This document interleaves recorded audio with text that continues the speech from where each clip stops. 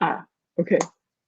All right. Good morning, everybody. My name is Inga Cotton. I'm the founder executive director of San Antonio Charter Moms, and it's Thursday morning, May 14th, and we're here for a Charter Moms chat. And the theme this week has been resources for learning at home.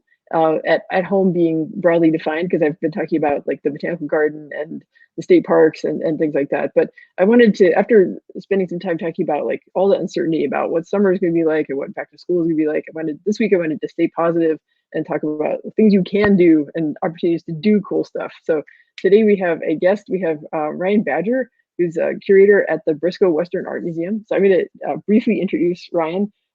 So he grew up in the West, and just before we went on air, we were talking about stories about what it's like to be able to kind of free range in a national park land in the West, which sounds fantastic. I think we're all feeling a little cooped up right now, and so the idea of just wandering around in the mountains sounds wonderful.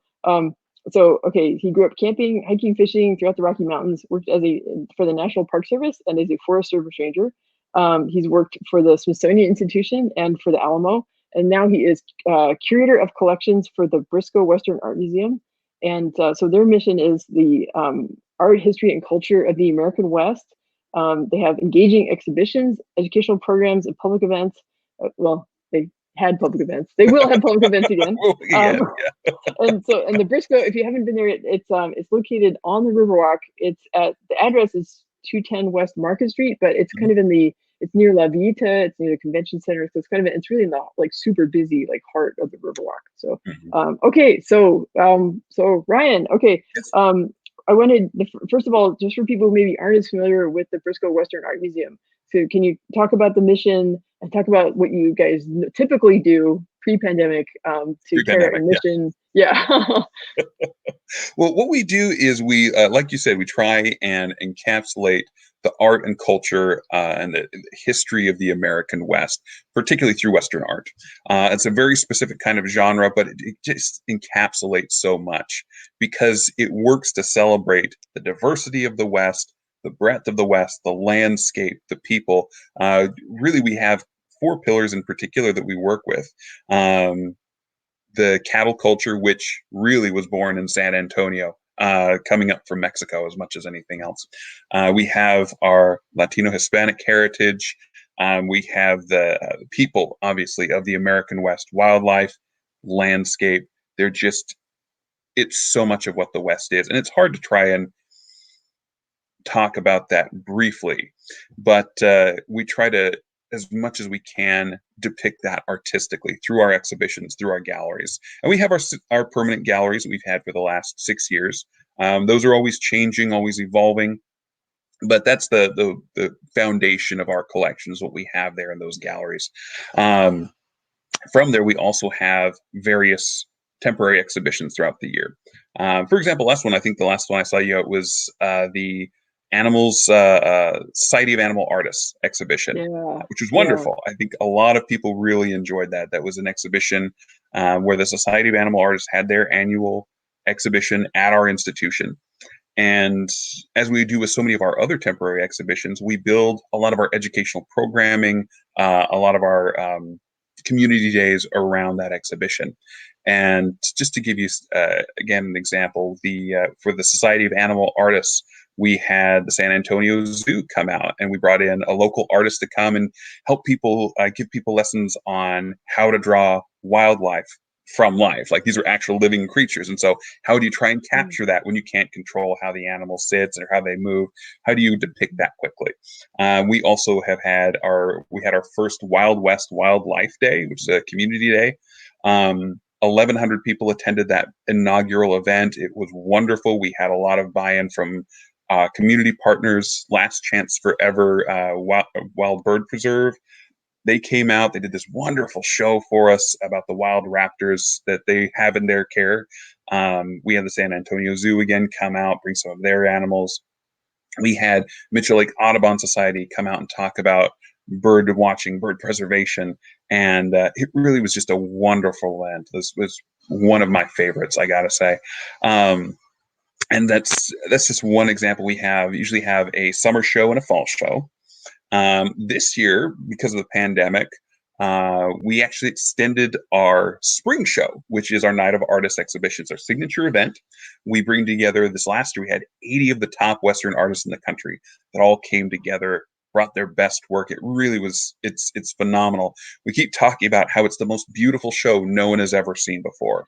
Uh, because it's gorgeous. We have over 300 pieces of work on two different levels of the Jack Gunther Pavilion, and it's just phenomenal in my opinion. This is my third year with the show, and I am just greatly impressed by what the artists have done, what they've sent to us. It's just so much fun to see.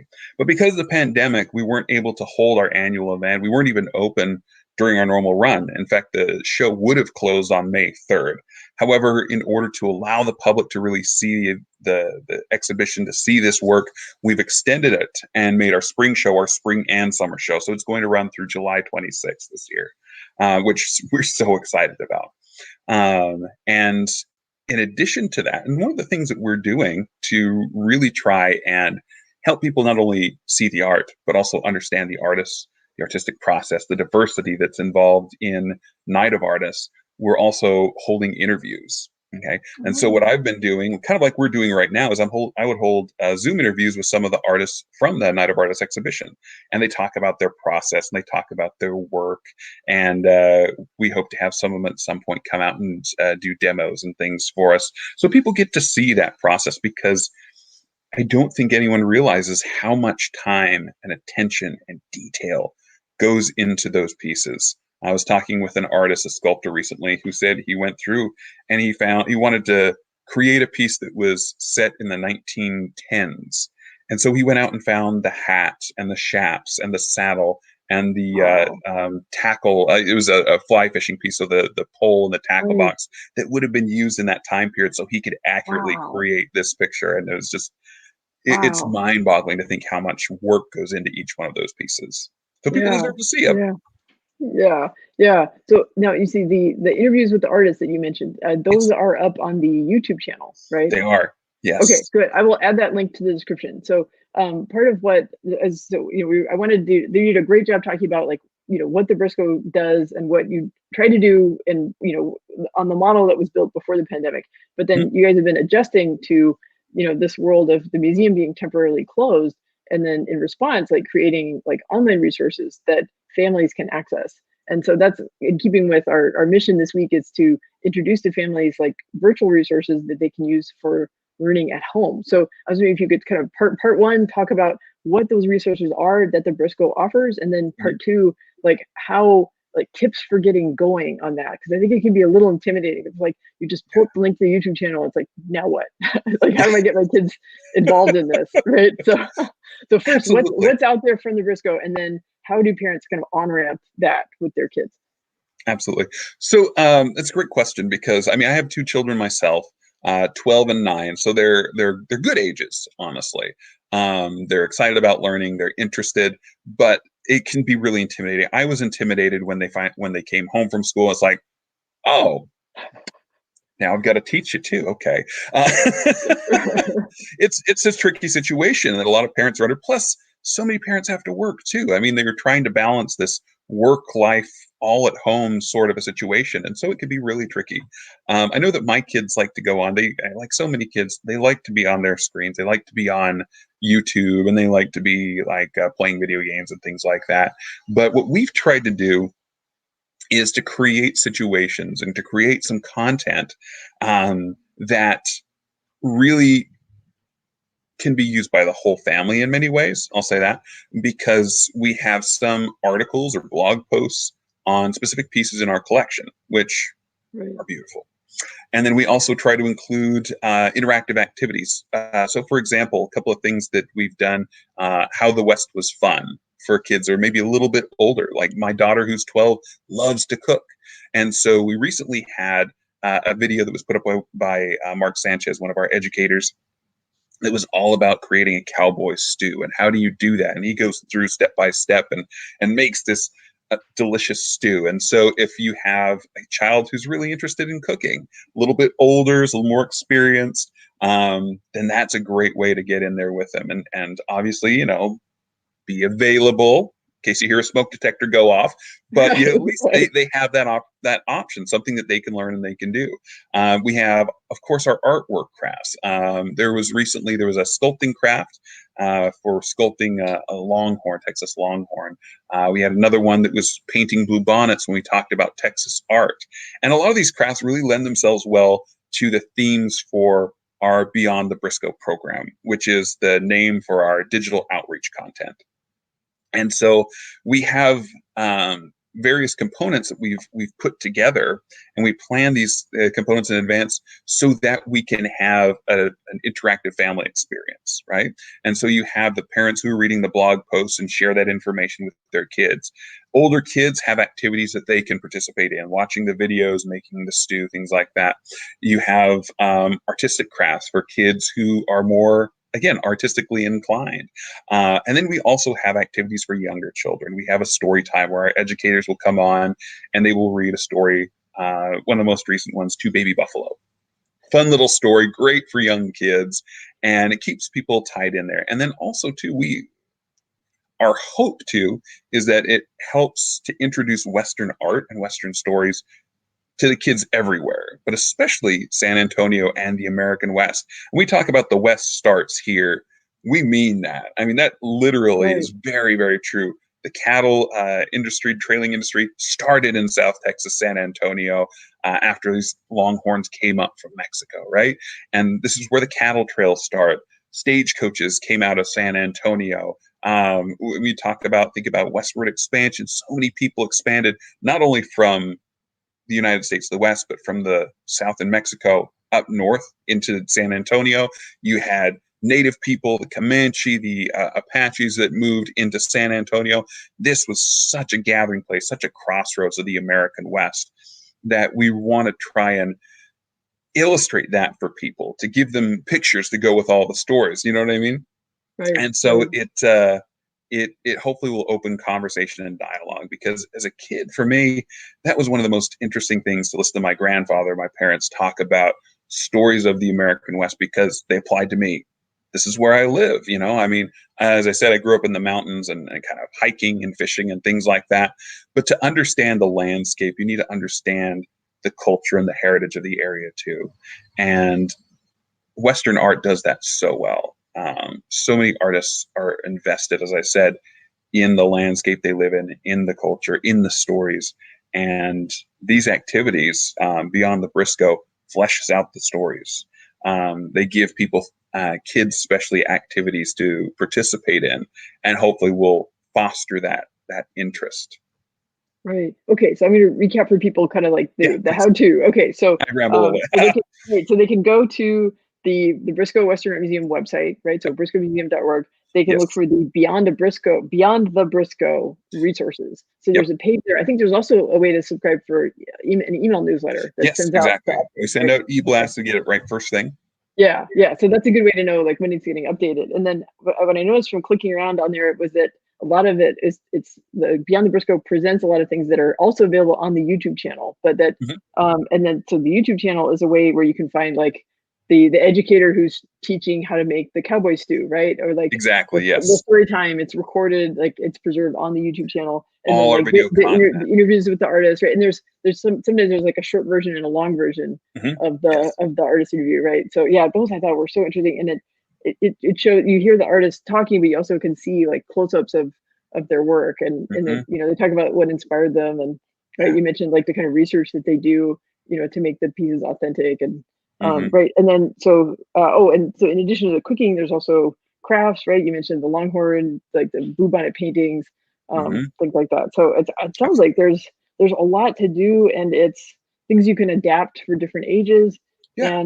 And what's compelling about it is that we live in San Antonio, and we want our kids to understand what's unique about San Antonio. And San Antonio as Exactly. being an origin point and a crossroads for so many stories of the West, right? And the Mhm. art brings it to life and makes it vivid, right? So instead of being kind of cooped up in our houses and Yeah. worried about what's happening outside, it's like, why not like take this time as an opportunity to ground ourselves and to make these memories with our children, and kind of Exactly. reinforce their appreciation of, I'm a San Antonio kid, and I understand that San Antonio is part of the West, and the West is part of my story too. Yes.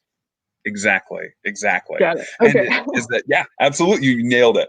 And one of the things you can do too, one of the most recent activities we've just put up is, and this is something that's great, especially in San Antonio, but you can do anywhere. We just recently put up an activity that's a bird watching activity, a bird spotting activity. Ah, So I just would take my daughter out on a walk or a run just to give her a little exercise. And as we were going out, the one thing we noticed, and many of your viewers, and you may have noticed yourself, so many birds are out and about right now. So many animals are out and about right, right now. It seems like right. across the world. And we were as we were walking or jogging, like, oh hey, there's a scrub jay, or oh look at that, there's a vulture over there. And so I thought, hey, why not? We live in South Texas. It's kind of a mecca for birders, Hmm. honestly. It's such an Yeah. interesting area. And so I put together like a short list of 10 birds to go out and look for. And for myself, I have a brother-in-law who's really into birding. And so we've talked quite a bit about that back and forth. And I have my set of binoculars that I'll take out occasionally. I'll take these, I'll go look around, see what I can see. But if you have young kids and you don't want them to use your binoculars, the craft that we actually put together is like a set of cardboard binoculars. So you've got, Ah, there nice. you are right there. Yeah, you can go out. They can look around. It also does include how to put a string on there, because as a parent, you probably know if they're not Stuff gets wearing it, lost. you got to carry it. So or it Yep. gets lost, right? So Right. it's just Right. one of the many ways we're trying to just foster those learning opportunities. Yeah.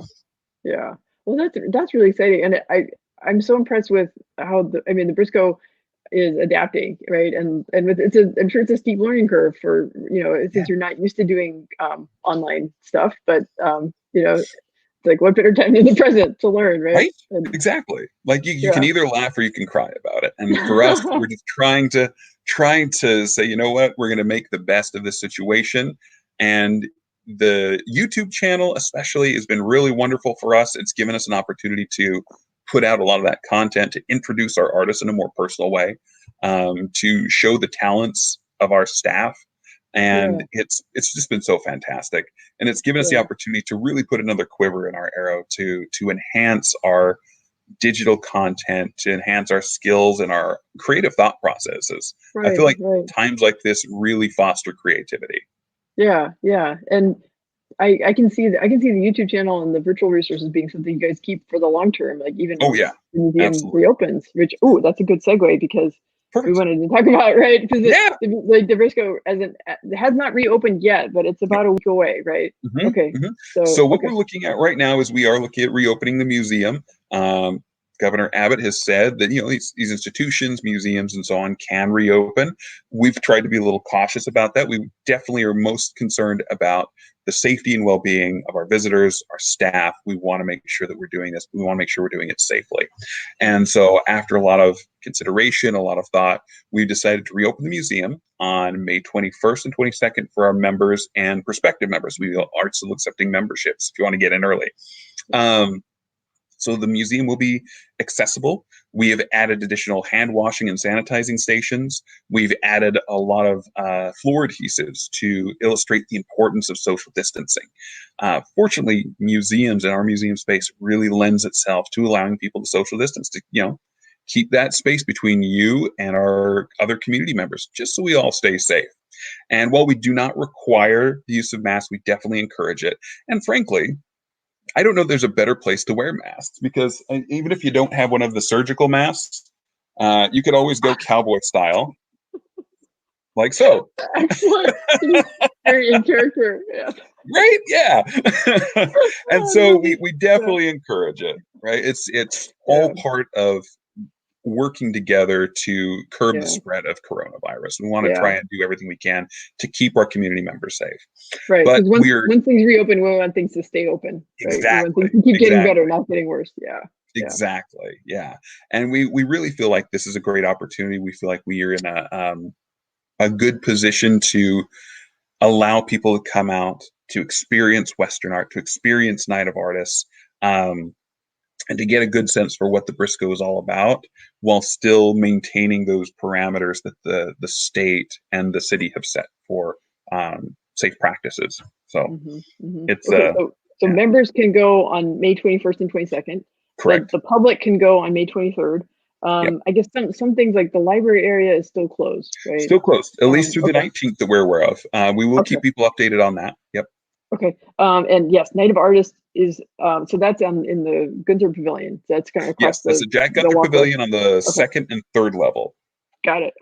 And that's open until July 26th, which is great. And then Yes. the sculpture garden, we were talking about that before we went on Yeah. air. So the sculpture garden is open, and what a great place, because then you've got like the breezes and the fresh air, but there's lots of beautiful artwork and so much variety, right? There's like Oh yeah. works depicting Native Americans, depicting wildlife, Mm-hmm. depicting like we talked about, you had mentioned cattle culture, right? So Mm-hmm. it's all there in the sculpture garden, and you can Yeah. enjoy like fresh air. And you Exactly. suggested like a visitor and kids, it could bring some paper or sketch pads and pencils and just spend some time observing and drawing. It's a way to be creative and also while practicing social distancing and enjoying the outdoors. I think on our first visit back to the Briscoe, we'll probably spend quite a bit of time in the sculpture garden, because I feel like it's something we've passed by Mm-hmm. before. I know I've been in there for events, but I haven't really like stopped to really look at all the Oh things there. So yeah. that's, if there's a silver lining to the pandemic, it's these times when it causes you to slow down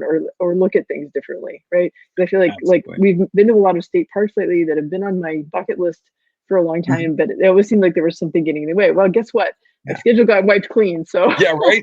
Totally open up. now we're good, right? We're kind of gradually adding things back in, right? So Mhm. we can add Briscoe back into our wish list Excellent. of things to do. So Good. Good. yeah, Yeah, and it's such a beautiful spot. I hope that y'all enjoy that and take the time. It's so satisfying to sit there with a piece of artwork for a while, really study it. As I mean, if you're drawing it, you obviously have to take some time to study it, but even just looking at it and appreciating the fine detail that goes into every piece is it's very gratifying and well worth the time you spend. yeah, yeah. Well, this is great. I really appreciate the how you explained connecting up the resources on the Beyond the Briscoe site and in that program, and then with the tips for how families can get ramped up on that. Because I that's a big message to our online community, is that like maybe we're all new, like a lot of us are new at this now. I've Mm. homeschooled before, so I'm not as intimidated by it, but I Yeah. remember back when I did homeschool my son for a year, it was something, it was not planned, we were kind of thrown into it, and I Yeah. remember feeling really intimidated and like, I'm gonna mess this up, I'm doing something wrong. And then after a while, you kind of catch yourself. You're like, wow, I'm doing this. Like we did a Yeah. thing, like, and it was I fun. mean, it's like anything. It's you're learning a new skill. We're all having to learn how to do things differently right now. I Mhm. mean, just like our whole Beyond the Briscoe content, it was something that we wanted digital content, but this really forced us into that opportunity, and we've learned so much from it. And parents can do it too, and there are resources out there. Like we've talked about how it's hard to be able to, you can't really free range as much right now. Yeah, However, yeah, so many state parks, national parks, and museums in particular are really trying to bring the museum experience and those resources home to parents. And the Briscoe great. is one of them. Yeah, yeah. Well, good. Well, I'm really grateful that you came on the show, because Thank you. the Briscoe, I love visiting the Briscoe, and I really care about our local nonprofits. I want you guys to make it and be Me okay, too. right? I know it's a tough times, and I mean, not being able to have your biggest annual event, that's scary. But It's we're all having to just adapt and make it work somehow. Right? Mhm, mhm. Yeah, we're very positive and very optimistic about it, and we really appreciate you reaching out to us. It's been really wonderful. I've seen you at some of our events and at the museum, and I hope we get to see you again real soon over there. Yeah, yeah, good. Okay, well, I'm going to give a message to the readers about kind of what, or listeners, what to expect. So tomorrow we have a guest from the class of 2020 talking about what it's like to be a senior this year. So Adina Ichalov is the valedictorian at Brooks Collegiate Academy, which is a charter school on the near northwest side. And she said this school year has not turned out at all how she expected, but she still has a bright future ahead of her, and her school has found some ways to honor the seniors in their own way. So she and her dad are going to be on the show tomorrow. So we're excited about that. So this whole process. It's been a journey, like learning how to do online videos and like having guests and stuff. And Yeah. but it's really gratifying. And like Ryan, I'm super grateful. I mean, I think you've shared a lot of really helpful information. Well, thank you very For much. I Yeah, appreciate that. I hope it gets some parents like, dabbling with doing these activities with their kids. Yeah, Yeah, I hope having so. some I fun. hope so. I Yeah, appreciate you giving us a platform to be able to talk about it. yeah. Okay, great. All right. Well, I think that's it. We'll sign off, and Okay, I'll be online again tomorrow at 9 a.m., guys. Okay, so bye. take care. Bye.